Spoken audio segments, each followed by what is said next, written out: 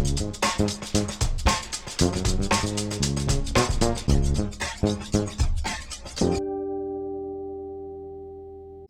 I'm Marius Barginski. And I'm Tamara Jones. And we have great guest today, straight from Cairo, Egypt.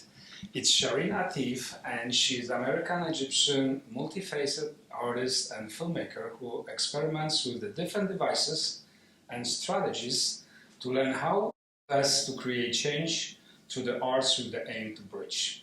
Sharin is the director of Jebel Banat, on street harassment with Nora Labib and Saturnalia. Mm-hmm. All right. Welcome. Thank you. All right, Sharin, could you tell us a little bit about yourself? You were born here in New York. Then you were educated here, Yes. right? Yeah. And then what happened? Well, thank you so much for having me. It's an honor to have me on your podcast. So I'm half American, half Egyptian. I was born to an American mother, American Italian originally, in New York City, and my father's Egyptian. I stayed in the States for most of my childhood, and then moved to Cairo, Egypt, when I was 10 years old, and went to all Arabic public schools, and then stayed there for quite a long time. And then I came back to New York in 2004, stayed in New York for quite a long time, did my undergrad and my master's in the States in fine arts and filmmaking, and film directing specifically. And then after I finished and graduated with my master's in film directing from CalArts, I moved back to Egypt in 2017, and I've been based there more, but I visit New York a lot. Wow. So how did you started to be interested in the film? So how did I get into film? So at first, actually, I wanted to be in fashion design, and the reason was because I grew up from a very kind of like traditional and conservative background in Egypt with my grandmother and my mother, who actually had converted to Islam. So I had to cover on and wear the hijab for most of my childhood. So that for me was like a freedom of expression and to be able to tailor my own clothes. And so my dream first was to become a fashion designer. Then as I tried to do that in New York, I discovered that it was, I worked in Giorgio Armani a bit. I worked in like all this, and I didn't like the vibe and the industry. It felt like Devil Wears Prada. I know if you know that. So I was just like, oh my God, I cannot like handle this, and started taking a lot of elective courses and a lot of art courses. So then my mentor at school said, why don't you become an art major? And I'm like, okay. And I always loved art. Like art was one of the things that I only got 20 out of 20, and all of my my subjects in Egypt, even though it wasn't part of the curriculum, it wasn't considered anything serious. So I never thought it would be something I could study or take it. No one would take it seriously. So I just became an art major, and then from there I had this whole phase of experimenting with different art forms. That's why I call myself a multifaceted artist. I dabbled in all of these kind of live performance, interactive performance, darkrooms, photography. I did sculpture, contemporary sculpture. I did painting with watercolors, everything, you name it. And then started noticing, like towards the end of the semester of my studies, that I wanted to tell stories, and a lot of my work was like very like what is the word, like a serial, like almost like compartmentalized, like telling a story. So then I had, like, I was 28 credits short, and then I didn't know what to take after I took all my major like courses that I should take, and there was literally a film major that was exactly 28 credits. So my mentor again said, like, you should just become a double major. So I became a double major. I started doing, and at the same time I watched a French film called Amélie. And it was in a time where I had just left Egypt, gone back to the States. I was completely disconnected from my family in Egypt, and I wanted to reconnect again with my family from my mother's side and the American Italian side. And the film inspired me to look for my uncle, and I had their contacts a year ago before my mother passed away, and she had died, and told me to look for them. But I always felt it was like detective work, like how the hell am I going to find them like that? Like, that's so hard. And then it was so simple. I just like put like $20 in some people search engine, and the name was very distinctive. It's like Rico Bono family. So the first number I took out, the first call I made, it was my cousin Justin. It was so easy. And then I felt like, wow, this is a movie so impactful. It can really inspire someone to actually take action. And then it started from there. Wow. I mean, so you came over. It seems like when you wanted your dream and you were chasing it, you came over. So is there any type of like film industry that is in Egypt right now? Oh, wow. Okay, well, actually, even though the Lumiere brothers take credit for screening the first film ever in history in the 1800, 18 something, I forget if I remember correctly, 1830s or 1840s, it's not true. Actually, the very first film-like screening took place in Egypt. Wow. Okay. One of the historical significance of Egyptian cinema actually dates back to 1927. As early as 1927 was the first full-length feature film done in Egypt. And actually then there was like a golden age, and the golden age was like for a whole like 20 years, like from 1940s all the way up to 1960s. And it was actually like Egyptian cinema was termed by this like coined by the term it is the Hollywood of the Middle East.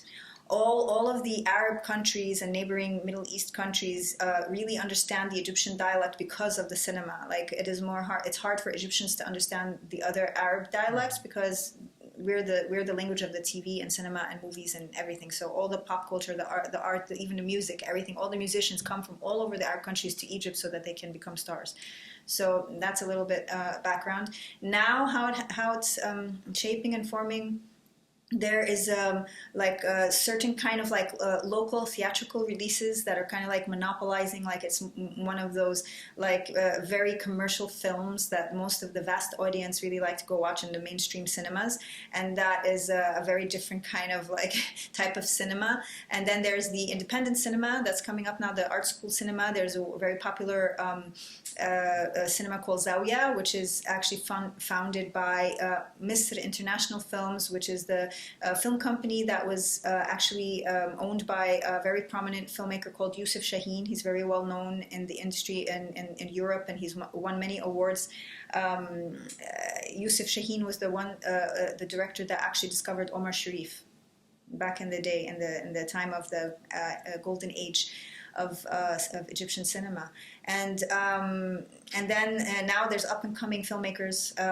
Lots of them are doing their studies abroad in Europe or in the States in very prominent schools. And there's a very well known the Cairo International Film Festival, which is actually really old. It's like 45 years now. It's been and it's very well known internationally and ongoing.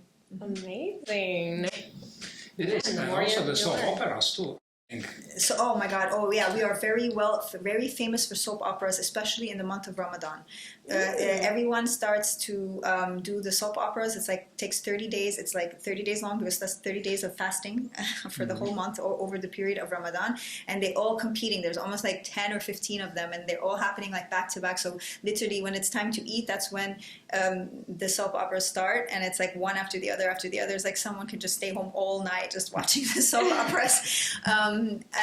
Also, we also have like online streaming now, just like Netflix. We have something very similar to Netflix. It's called Shahid, which is a very sort of copy paste like a Netflix.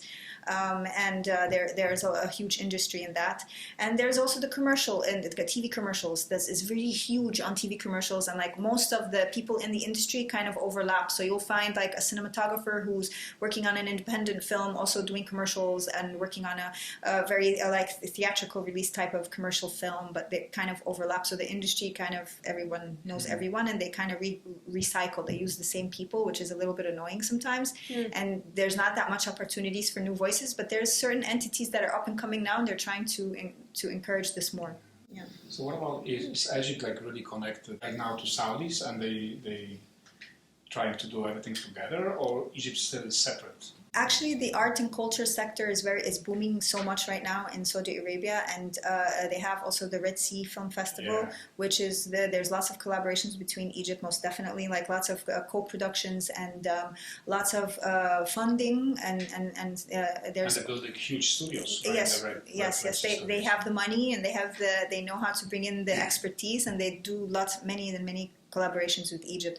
I can't say that really. I'm really big on the business side of things and how everything works, because I'm more like an independent artsy filmmaker that kind of likes to have my creative control and do my own films the way I want to do them at my own pace. Yeah, it's like most of this stuff is, you can find it very easily online, or I can send like I could share information on it if you're interested to learn more.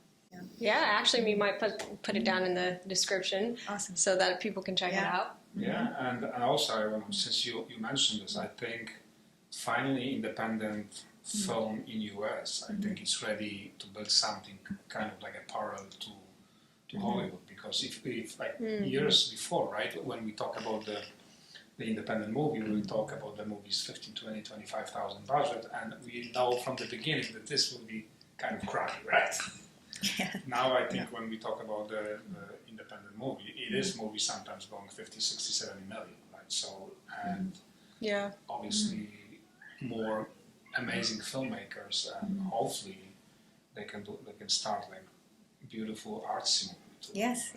I mean, there's so much happening. Like, there's a lot of overlap of cultural bridging, and I'm so into that. Like, actually, the job that I do, because being a filmmaker and an artist doesn't pay the bills, so I work in arts management, project and program management in the arts and cultural sectors, and also in education and academia. So anything that has to do with like designing courses or master classes or workshops in film festival settings, or even coordinating and organizing and designing the entire program for film festivals, capacity building, all of that.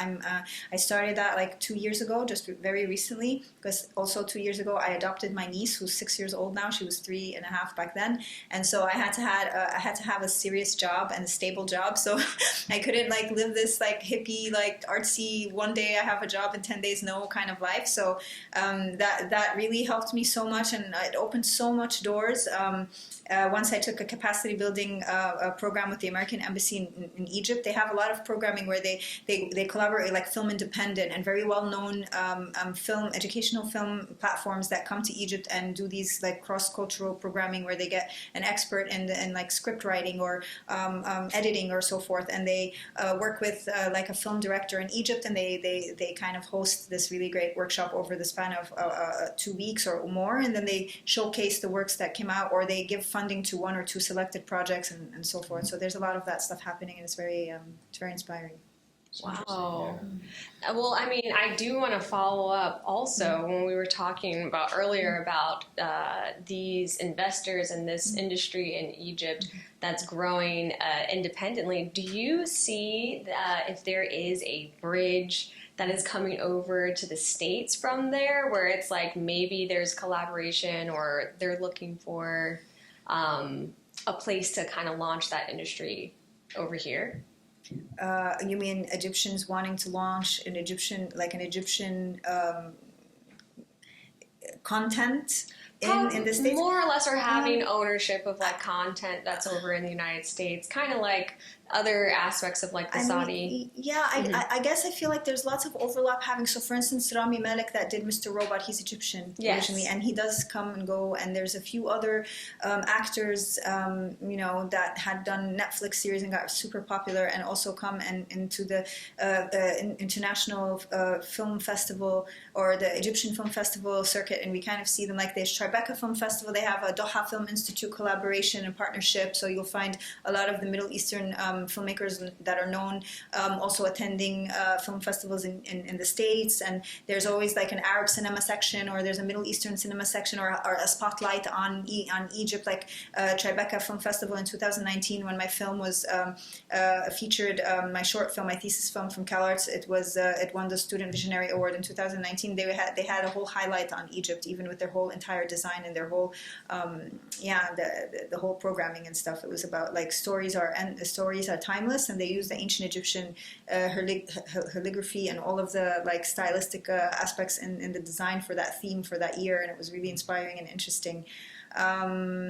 So I think there's a lot of that. Like for instance, one of the Netflix series that like launched 2 years ago called Moonlight. I don't know if you guys heard of it. Wow. It was by an Egyptian film director, Mohammed Diab, and that was the very first Egyptian film director to do something. Also, another Egyptian filmmaker, Amr Salama, who I'm really good friends with. He did Paranormal, which is an Egyptian series on Netflix as well for Netflix MENA region. There's a lot of I think Netflix noticed and discovered that there's a vast Middle Eastern and Arab audience, so they are open more now to forging partnerships and collaborations and co-productions with like now the Middle Eastern industry. That's Which is awesome. great. Yeah, indie filmmakers keep an eye out and take note. Yeah, let's talk about your first movie. Oh my God. I always call my very first movie one of the most hilarious, unplanned, unscripted, unwritten.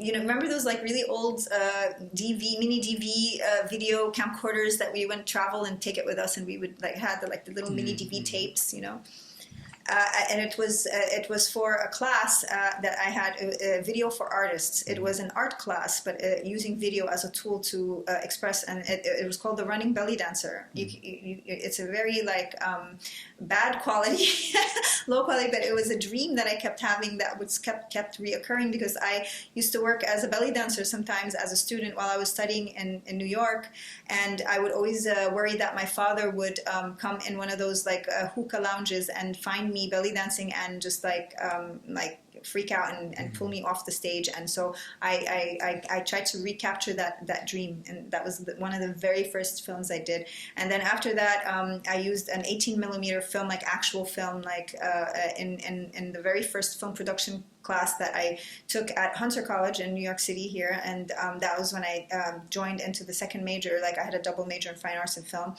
And they had to vote whose story would get filmed, because every group was there were 5 people, and each person had to vote for which story would be filmed, because you could only do one per group. So mine was voted for, and it's called The Doll and the Tree. 2 sisters fighting over the doll, and they throw it and it gets stuck on the tree, and they try 3 or 4 attempts to get the doll down, and it doesn't, and then the moment they give up, the doll just falls. That was the very first black and white, and I still have the actual film itself now with me. It's like a souvenir I keep with me for life.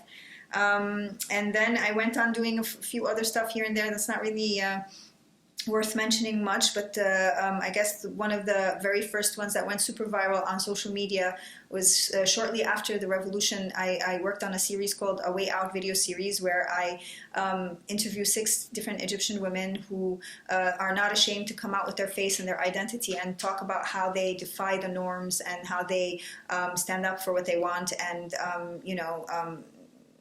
more kind of the contemporary Egyptian free, strong woman, empowered woman that we don't really see much. And most of the time, people, when they hear about women in the Middle East or in the Arab world, they're always the stereotype is they're oppressed. Which is true, and some of that does exist, of course. But I feel like that exists for women everywhere, not just in the Middle East or in Arab or Islamic countries. So I wanted to just shed the light more on the empowered women, and one of the films called His Cucumber, which first it had a very technical name, on sexual harassment with Noura Labib, which was a really long, technical, boring name. But then someone had a very offensive comment in one of the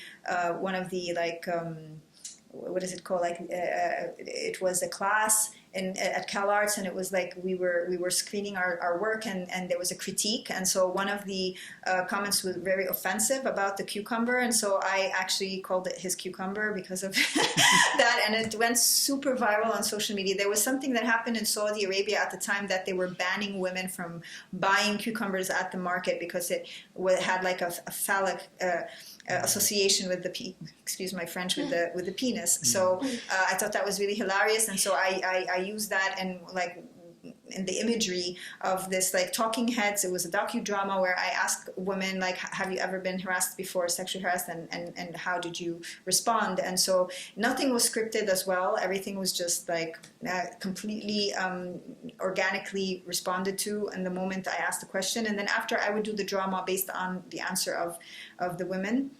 So yeah, that screened at the UN Commission on the Status of Women in 2017, and it screened in so many festivals, but it never screened in Egypt because there was language, and the language. It was one of those very radical films that you would never see in Egypt that like literally just straight on she literally says what the man told her. It was a verbal harassment, and how she confronts him about it, and without like shaming away from actually saying what was said to her. So that was like, kids can't hear it. It can't be screened anywhere in public or even in the mainstream film festivals in Egypt because it has a language. Yeah.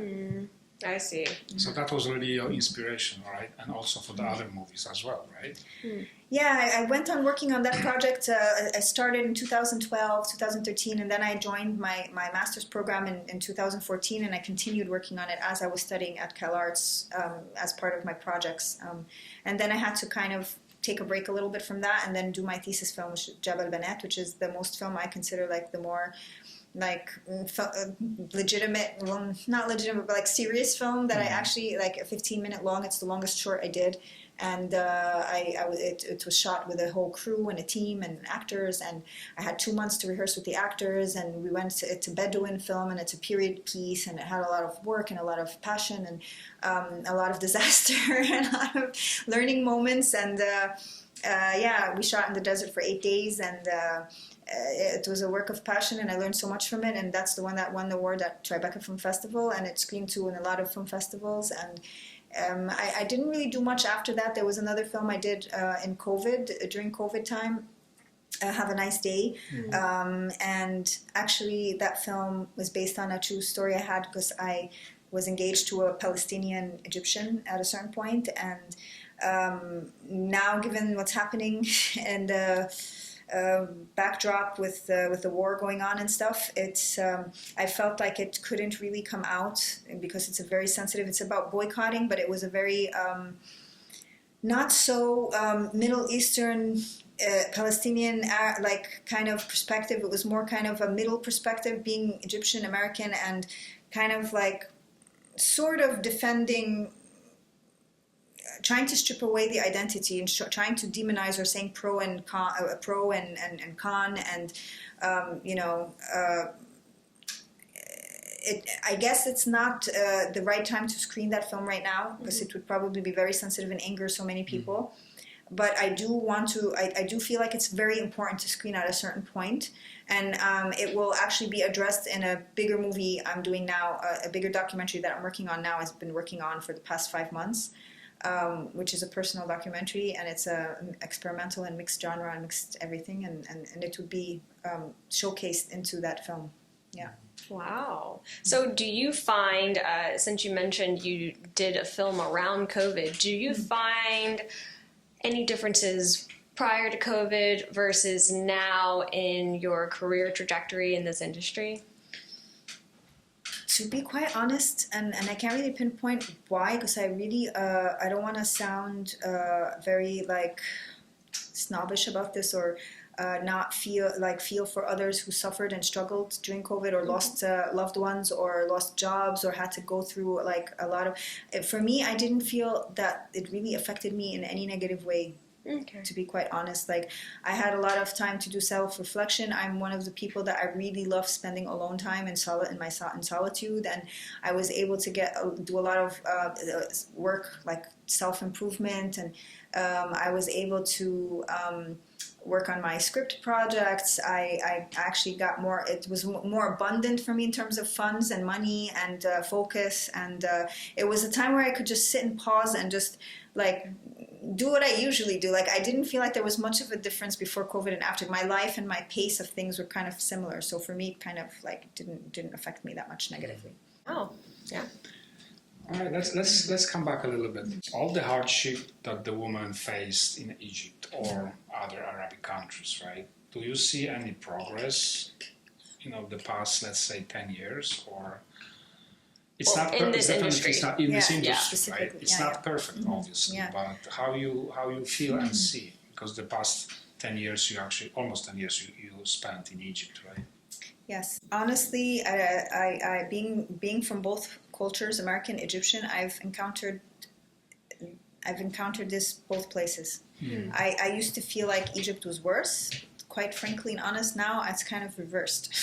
I mean,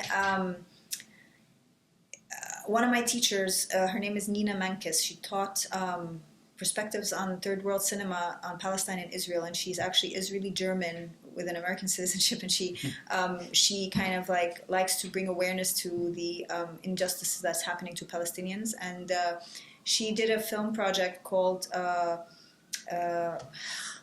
I'm sorry, I'm misquoting her.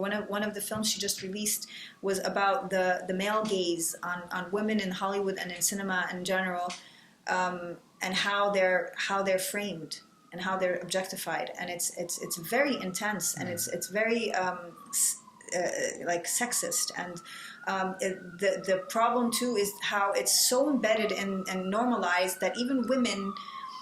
In the subconscious, that even women, when they're framing women, we even frame them with a male gaze, like, and objectify them, you know. So like, there's less opportunities and chances for women in the film industry, even in the States, in Hollywood.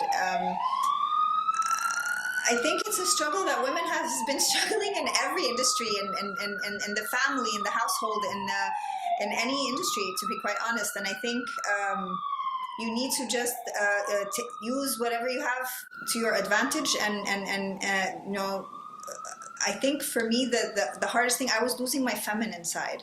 I was becoming so tapped into my masculine energy, being super extremely assertive, super bossy, super loud, and that was making things actually more difficult. And I had many incidences where people didn't take me seriously because I look young, even though I'm going to be 42 really soon. So like, but one thing that worked to my advantage, that I'm American, so they also have a certain thing where they deal with foreigners or Europeans, Americans more like, okay, they're experts. So that was working to my advantage. Mm-hmm.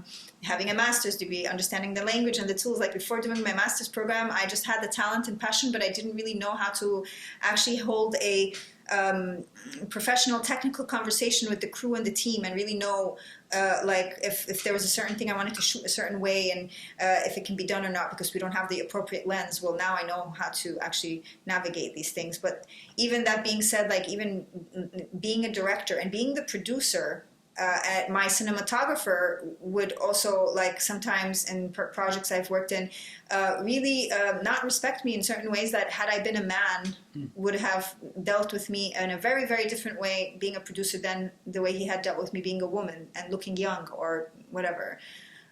So yeah, that happens a lot. It happens everywhere. It happens anywhere. It happens in the family structure. It happens in schools and universities. It happens in the stores. It happens in your everyday encounters with the Uber driver.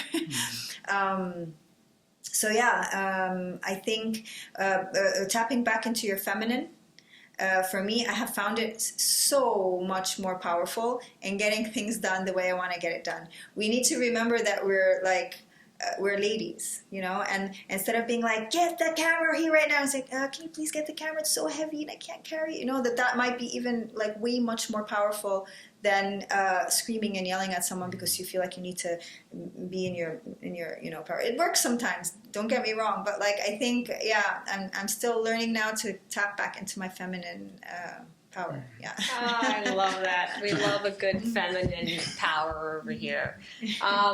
Wow. And so what are your plans now? What's in development? What's the goals? What can we expect in your future?